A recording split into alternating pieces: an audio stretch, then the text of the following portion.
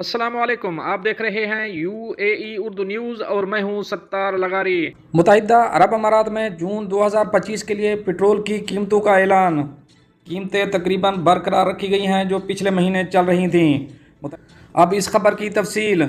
वजारत तवानाई की जानिब से जारी करदा बयान के मुताबिक फ्यूल प्राइस मॉनिटरिंग कमेटी ने मई 2025 की कीमतें बरकरार रखने का फैसला किया है। ये कीमतें हर माह आलमी मंडी में खाम तेल की औसत कीमत को मद्देनज़र रखते हुए मुकर्रर की जाती हैं, जिनमें तकसीम कार कंपनियों के ऑपरेटिंग अखराजात भी शामिल होते हैं।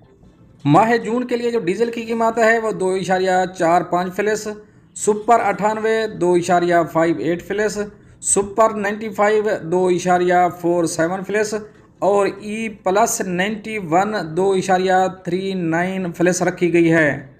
दोस्तों ये तो थी एक अहम अपडेट जो आप दोस्तों से शेयर करी है। मिलते हैं नेक्स्ट अपडेट के साथ नेक्स्ट वीडियो में, तब तक के लिए अल्लाह हाफिज़।